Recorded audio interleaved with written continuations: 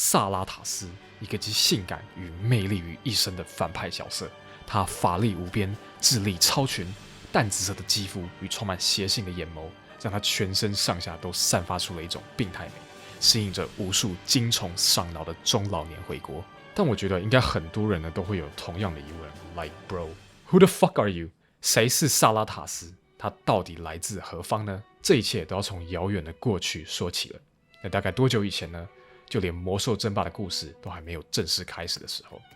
但在故事开始之前呢，请容我介绍一下本次节目的赞助商。对，没错 ，I got a sponsor。Awesome 终端远程是一款非常好用的免费远程软体，可以让你随时随地的透过其他终端远程控制您的笔记本电脑、平板还有智能手机。Awesome 远端桌面主要有3个版本，免费版主打远端桌面控制、文件传输、手机投影电脑3大功能，充分满足大多数居家办公的需求。在外呢，也能检查电脑游戏挂机、算图、影片转导等任务是否正常。付费 Pro 版在免费版的功能上呢，还增加了远程 CMD Plus 远程控制 Android 设备的功能，比较适合远程教学还有维运人员。那最重要的付费游戏版，除了上述的功能外呢，还支持手机远程控制电脑玩端游，还可以自定义滑鼠和键盘键位，随时随地畅玩端游，比较适合游戏玩家。这个功能呢，尤其适合出门在外旅行想玩魔兽世界，但身边没有合适配置的玩家。像我上一周去英国旅行，没办法赶上地心之战的发布，这时呢，只要你是购买游戏版的玩家呢，你就可以透过 Awesome 的强大系统来远程操控你的设备。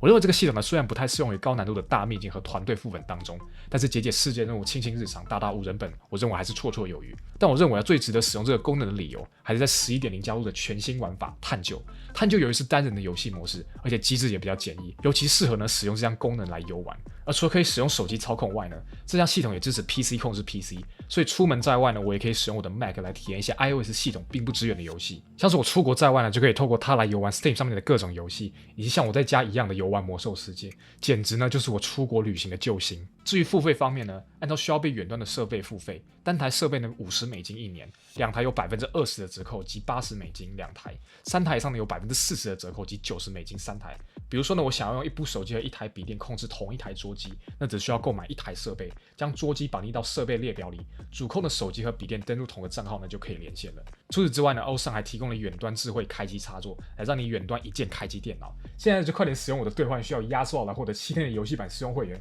要前200个才有哦。关于萨拉塔斯的起源呢，有2种说法。有人说它是由最强大、最邪恶的上古之神亚萨拉之的利爪所铸造成的一把武器，也有人说呢，它其实就是传说中的第5位上古之神。但由于力量不及他的先輩们呢，在被虚空大军投掷至艾泽拉斯地表时，被其他古神给分食掉，随后的残骸呢，才被黑暗帝国的信徒们铸造成了一把武器。但根据目前的情况来看呢，后者我认为是更加有说服力的说法。有趣的是，即使身为一把匕首，但萨拉塔斯的意识呢，就像是冤魂一般寄存在于这把武器当中。所以事实上呢，它并非看上去只是一把人畜无害的短剑，实际上它更像是囚禁着一位上古之神的牢笼。而自从黑暗帝国灭亡以来，这把剑也辗转到了不同的凡人手中，而它所到之处不明所以，总是留下着混乱与死亡。他看见了古拉巴神巫医战斗对于权力和复仇的渴望，于是利用他复活了古神的古老仆从克西斯将军。巫王索瑞森的妻子莫德古德是一名魔法神器的爱好者，在他的信徒为他奉上这把武器后，他便用武器的黑暗力量笼罩整个格瑞姆帕托，征服了蛮垂矮人。人类牧师娜塔莉赛琳在与兽人的战争中获得了这把武器，并用它来研究虚空的秘密，并成为暗影牧师在人类社会中的创始人。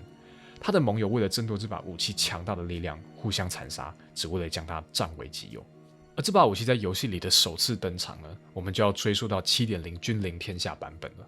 在 7.0 版本，这把古老的神器呢，落入到了暮光之锤邪教徒的手中。他们试图用它来复活另一位古神的古老仆从扎卡兹。这位扎卡兹呢，算是一名在游戏故事里地位蛮重要的一位古神将领，因为他就是跟守护者提尔打了好几天，最后被提尔自爆炸死的那个将军。而如果你是暗影牧师的玩家，你就会从黑铁矮人女王莫伊拉的手上接到阻止这场阴谋的委托。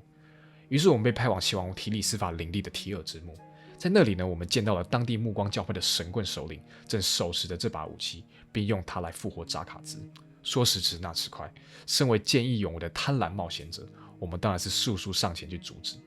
但在跟他打到一半的时候呢，萨拉塔斯突然改变了他的立场。他发现他的前主人呢就是一个 pussy， 手持此等神器，居然连一个默默无人的冒险者都打不赢。于是呢，他对你深感兴趣，还说希望可以和你做一些很棒的事，并最后选择投靠了你。也因此，萨拉塔斯黑暗帝国之刃呢，也成为了君临天下版本暗幕玩家专属的神兵武器。接着呢，他就把他的前主人给吃掉了，并且跟你说，由于邪教徒会再来犯的原因，他希望你用它把扎卡兹的精华给吃掉，永绝后患。天真无邪的你听着他知性且充满妩媚的低语，也就照做了。从以上的种种事件来看我们可以发现萨拉塔斯其实是一位城府很深、深谋远虑，而且擅长操弄人心的女人在之后的时间呢，你跟她一同在 7.0 共同抵抗燃烧军团的入侵。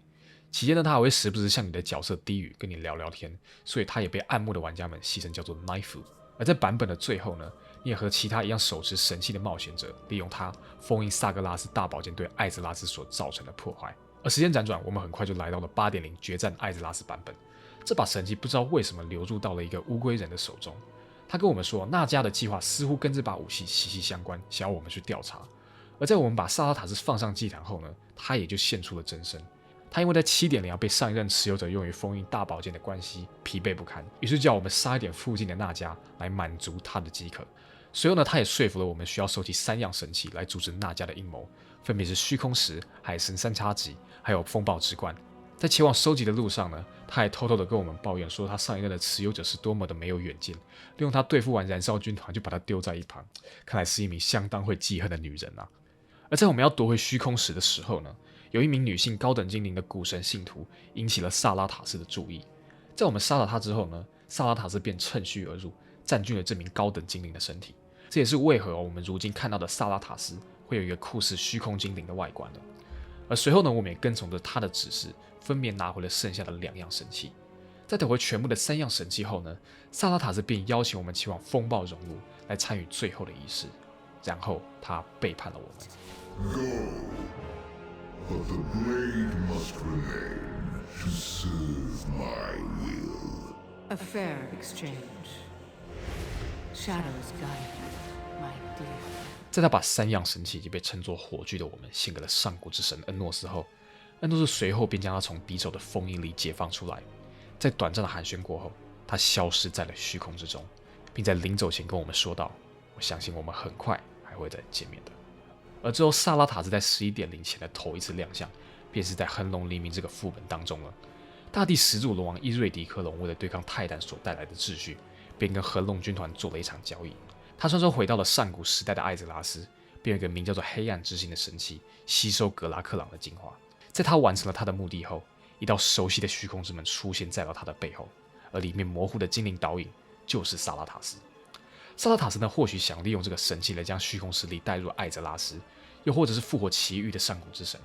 但这一切只有在后续的更新后呢，我们才会知晓了。总而言之呢，萨拉塔斯算是暴雪花了蛮长时间跟心力去做铺垫的一个角色，但由于都藏在剧情的暗线里面所以导致很多不是对剧情那么 care 的玩家根本不知道他是谁。那希望这期的影片呢，有帮你解答一些疑惑，和让你更深入了解这个角色。那影片呢就到这边，觉得好看的话呢，欢迎帮我订阅、赞助支持一下。我未来呢也很乐意、很开心分享更多的内容呢到这个频道上面。那就先这样子吧，我是亚子，让我们下次再见，各位拜拜。